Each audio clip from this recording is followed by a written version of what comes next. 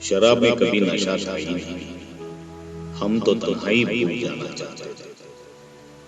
शराब में कभी नशा था ही नहीं, हम तो तन्हाई भूल जाना चाहते थे। वो आए ना महफिल में लौट के फिर कभी, वो आए ना महफिल में लौट के फिर कभी, बस यादों की शमा जला के आहट का इंतजार करते रहे पूरी जिंदगी। एकांत, एकटेपणा। अनेकदा आपल्याला एकटेपणाची जेव्हा जाणीव व्हायला लागते तेव्हा तो एकटेपणा कशामुळे येतोय ते विसरण्यासाठी आपण कोणता तरी आधार शोधू पाहतो. त्यात तो एकटेपणा प्रियसीच्या विरहाचा असेल तर मग सांगायलाच नको. मग मद्याचा प्याला हातात आला तर आश्चर्य देखील अजिबातच वाटायला नको. पण अनेकदा आपण जे विसरू पाहतोय त्यामध्ये इतकी ताकद असते की मद्याची नशा देखील त्यापुढे फिकी पडते. एकसारखं आपल्या मनात असलेली ती प्रत्यक्षात आपल्या आयुष्यात सोबत करू शकली नाही, म्हणून ती नसल्याने जी पोकळी आयुष्यात निर्माण झालेली आहे ती कशी तरी भरून काढायची. कशी तर मद्याला जवळ करून. पण प्रिये, त्या मद्याला तुझ्या सहवासा इतकी नशा अजिबातच नाहीये. मी फक्त एकटेपणा विसरू पाहतो. तू इतक्या दूर निघून गेलेली आहेस की पुन्हा कधीच परत येऊ शकणार नाहीस. माझ्या वाईट काळाच्या थपेड्यांनी हा लवलवता दिवा विझला तरी चालेल, पण तुझी आठवण हृदयातून अजिबात विसता कामा नये. जोपर्यंत श्वास आहे तोपर्यंत तुझी आठवण सतत सोबत राहणार. म्हणूनच मी एकसारखा त्या आठवणींना उजाळा देत बसतो एकांतात, फक्त एकाच वेड्या अपेक्षेने की तू येशील कधीतरी.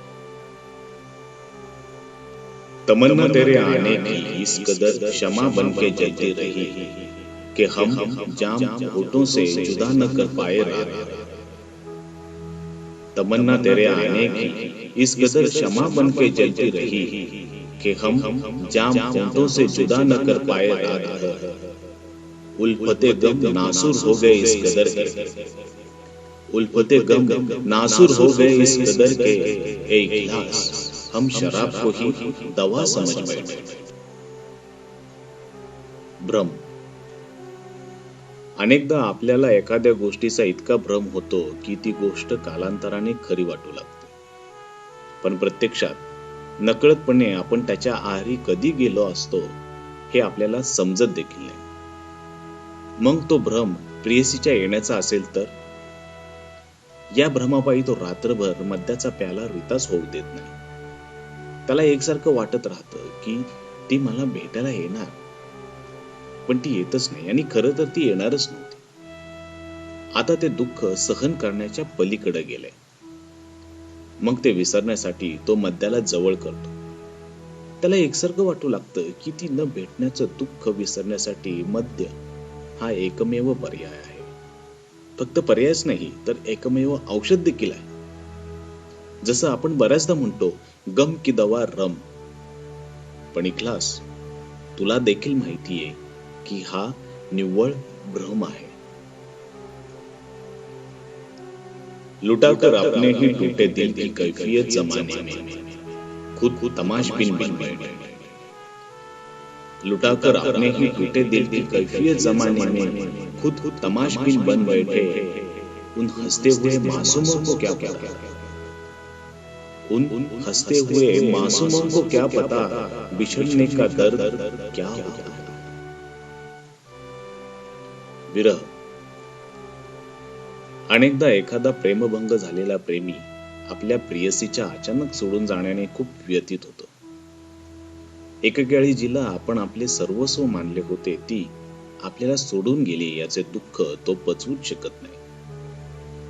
बळबळत्या जखमेवर जसं औषध लावल्यावर रक्त व्हायचं थांबतं, अगदी तसंच वेळेवर व्यक्त झाल्याने आपल्याला समोरून आधार मिळतो. म्हणून तो प्रेमभंग झालेला प्रेमी आपल्या जवळच्या काही व्यक्तींजवळ ते दुःख व्यक्त करतो, कारण अशा वेळी त्याला व्यक्त होण्याखेरीज दुसरा कोणताच पर्याय दिसत नाही. पण तो ज्यांच्या समोर व्यक्त झाला त्यांच्याकडून आणखीन लोकांपर्यंत त्याच्या प्रियसीच्या सोडून जाण्याची बातमी पोहोचते. पण ते त्याला आश्वस्त करण्याऐवजी त्याची टर उडवायला सुरुवात करतात. त्याला टोमणं मारणं त्यांच्या आवडीचा खेळ होता. आपलं त्यांच्या टोमण्यांचं खेळणं होतंय हे जेव्हा त्याच्या लक्षात येतं तेव्हा तो स्वतःशीच असतो. त्याला खरं तर त्या सगळ्यांची कीव करावीशी वाटते. प्रेमभंगाचं दुःख सांगण्याने नव्हे तर अनुभवण्यानेच समजू शकते. पण त्या हसणाऱ्या बिचारांना ते कसं माहित असणार? कारण त्यांच्या चांगल्या नशिबानं तर त्यांनी आयुष्यात कधीच अनुभवलेलं नाही. जो ते अनुभवतो फक्त तोच ते दुःख समजू शकतो. जिंदा थे तब न साथ दिया, मौत के बाद आए फूल लेके कब्र पर मेरे. जिंदा थे तब न साथ दिया, मौत के बाद आए फूल लेके कब्र पर मेरे. सुकून तो इस बात का है, सुकून तो इस बात का है, तन्हाई में आप भी खूब रोया करते थे. अनेकदा असं घडतं, जिवंत असताना आपल्याला गरज असते तेव्हा कोणीही उभं राहत नाही. सगळेच टाळू पाहतात. पण जेव्हा आपला मृत्यू होतो तेव्हा मात्र सगळे खांदा द्यायला पुढे येतात. आणि बिचाराचे खूप हाल झाले शेवटच्या दिवसांमध्ये असे उगीच नाटकीपणाने हळहळतात. पण हे जेव्हा एखाद्या प्रियकराच्या बाबतीत घडते तेव्हा जिवंत असताना त्याने मनापासून अनेकदा तिला साथ घातलेली असते, पण तिचा काहीच प्रतिसाद मिळत नाही. बऱ्याचदा तिचा असहाय्यपणा त्याच्यापर्यंत पोहोचतच नाही. पण याला एकसारखं वाटत राहतं की ती येणार.